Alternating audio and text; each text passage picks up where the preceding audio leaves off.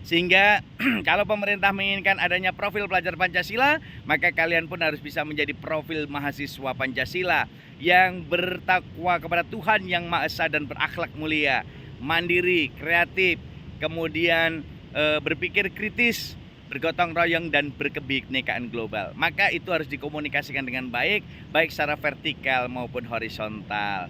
Dan yang keempat tentu harus beraksi.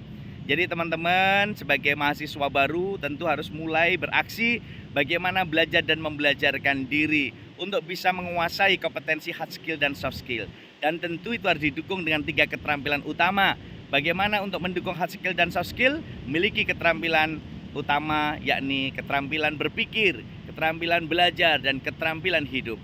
3 keterampilan ini akan mendukung keterampilan yang harus kalian kuasai sebagai keterampilan abad 21, yakni berpikir kritis, berpikir kreatif, komunikatif, dan kolaboratif. Sehingga kalau kalian sebagai mahasiswa baru menguasai 3 keterampilan dasar, keterampilan berpikir, keterampilan belajar, dan keterampilan hidup, tentu akan mendukung kecakapan abad 21. Keterampilan abad 21 yang harus kalian kuasai tadi ada keterampilan berpikir kreatif, berpikir kritis, komunikatif, dan kolaboratif. Tentu itu tidak akan sempurna ketika kita tidak melengkapinya dengan 6 literasi dasar. Maka tadi saya katakan yang kelima, B yang kelima adalah berliterasi dengan Ratu Lisa, rajin menulis dan membaca. Teman-teman kehebat dan luar biasa, komunitas Ratu Lisa dan juga mahasiswaku Pendidikan Bahasa dan Sastra Indonesia FKIP UNS. Tentu kalian harus berlatih menguasai 6 literasi dasar. Literasi menulis dan membaca, literasi numerik, literasi digital, literasi keuangan, literasi sains, dan literasi budaya dan kewargaan. Dengan 6 literasi dasar tersebut, tentu kalian akan mampu membuka ruang kesemestaan karena kalian akan mengenal dunia dengan membaca dan dikenal dunia dengan menulis. Sekali lagi, berliterasilah dengan Ratu Lisa, rajin menulis dan membaca. Membacalah untuk menulis dan menulislah untuk dibaca umat sepanjang hayat agar kalian semua menjadi mahasiswa-mahasiswa hebat yang bermanfaat.